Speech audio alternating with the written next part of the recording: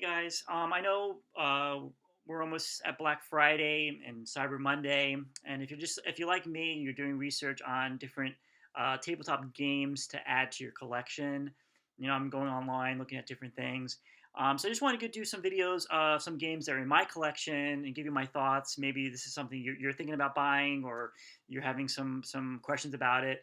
So just wanted to do like a quick video of my thoughts. I know I made a lot of videos of this game before. History Maker Baseball from Play.com. Now, Play.com is having their sale Cyber Monday. So next Monday is when a lot of their games go on sale. So I highly recommend checking their site out. I got this last year on their sale. So usually these games run for like $49, $50, and I believe on the sale it's like $42. So you save about $7 roughly. The thing about these games are they're really expensive. Not because you have to buy the base game, and then you also have to buy a season to go with it. And the seasons can go up to like $40, $30. But they do have PDFs, and you can save some money if you buy a PDF.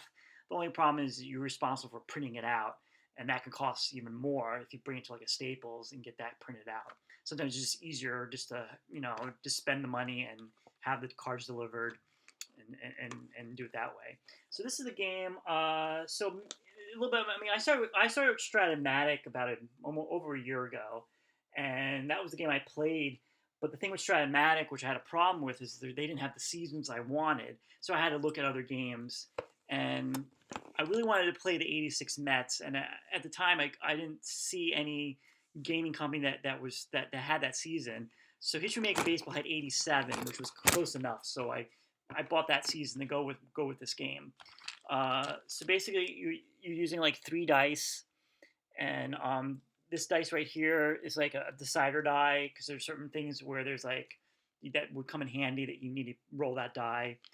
Um, so let me show you the cards real quick. Now you could buy these envelopes separate. I highly recommend buying envelopes because the cards are kind of small, and I don't recommend putting rubber bands around it because there's a chance that you don't want to bend the cards because these cards are not.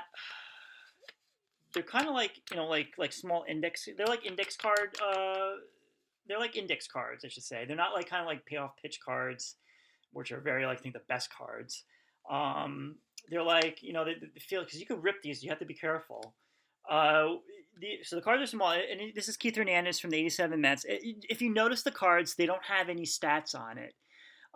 That's like the one thing, negative thing about this game is there's no stats, and I like to when I see like a card, like I like to read the stats because I'll see if this guy like stole a lot of bases. I'll know, oh well, maybe I'll try to steal a base with him, or if he was like a home run person, like I would know maybe put him clean up because he'll hit a lot of home runs. So you don't really get that many stats. The only thing you get on here is their position, the year, the name, the team that they're on, their batting, if they're left or righty. But then if you see here with Hero, Slugger, and Riffer, what's unique about this game is each player has these qualities assigned to them, and that determines in the game when you're rolling the dice. You're looking at the book to see, and this is the book right here that we'll go through. You're seeing if you hit any of these qualities, and that kind of like determines the flow of the game, which is interesting. And they got some information about the running, their experience. But again, there's no stats on here, and these are the same thing with with like the pitchers. Here's like Sid Fernandez. And it can be hard if you're playing and if you don't know like a player, especially like pitching. If you want to bring a reliever in, you don't know what their stats are, and sometimes one of the good things about like a Stratomatic, even a payoff pitch, there's stats on there. Another thing interesting about this game is they take advantage of umpires. This is the only game I know, only baseball game I know that incorporates like umpires in the game. So there's certain rolls of the dice that asks for like a you have to check the umpires. So you get like a stack of the umpires, and these cards are really small, and these are based on real umpires from that season. So again, this is '87, and again, each umpire has their own qualities. So you have to check. For example, they'll be like, the second base. You have to check the second base umpire, and if they have respected, then there's a certain thing you have to follow like that. So one thing cool about this game is it's not hard at all. You can just open it up, maybe read the directions once, and then you'll be able to play. Unlike, I'm currently playing Inside Pitch. Inside Pitch is a very intense game. It's very like, once in a while, I guess you'll pick it up. But like when I first started playing that was very like, because there's different things you have to know about, like runner advancements. That's very like, because you got to learn, and it can be difficult. It takes a while. I had to watch a lot of videos. So this is the main thing. This is the main book for the game. So this is like you can say it's a chart-driven game, but it's not that bad. So this is basically an example of what the charts look like. So you roll the 3 dice, and you read them in order, and then you always start with the pitcher, and you see if that pitcher has that quality. If that pitcher doesn't have that quality, you go to the batter. If the batter doesn't have that quality, then you go to the fielder. You go all the way down, and then if you see in the bluish, that explains like runner advancements. So it's right there. It's so easy. Also, they have the game board or mat, whatever you want to call it. You put your teams over here, and it explains about extra bases, stolen bases, everything. It's so easy.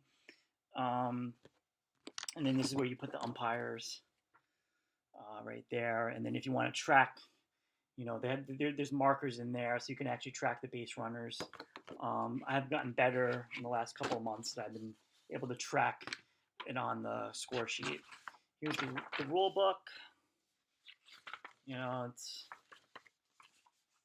And then here's a score sheet. This is not a score sheet that comes with the game. You can actually, what's cool about Play.com, they have a lot of freebies on their site, and I think this is one of the score sheets that you can download for free. Then they also have batting orders depending on what season you get. I put this in this sheet over here just to protect the paper, but it doesn't come in this sheet. But batting orders, the stadiums. You can get weather. Roll the dice. What's interesting about this game is also this whole thing, pre-game stuff that you can do.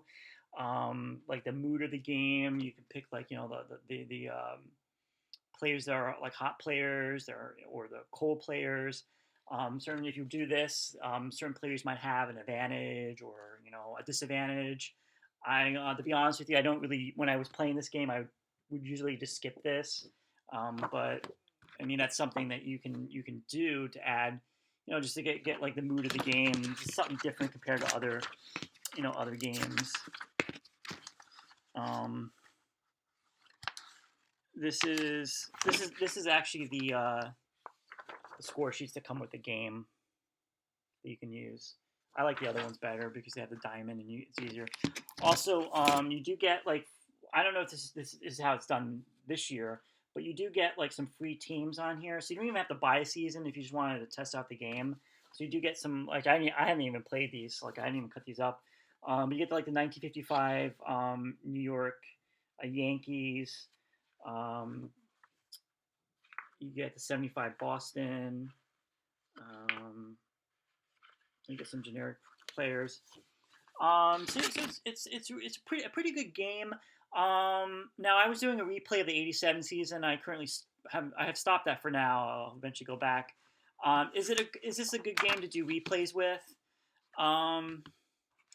I don't know. I felt like when I was doing it, I was keeping track of the stats seemed to be a little bit out there.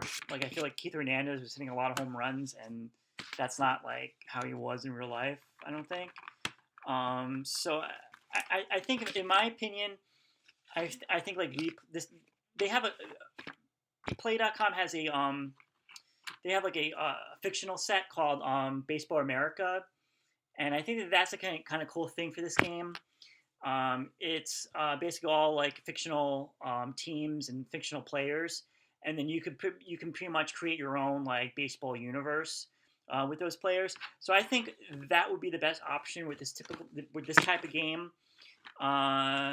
That's just my opinion, but I definitely recommend it. Now, if you start with Stratomatic and went to this game, you're going to see definitely like a big difference.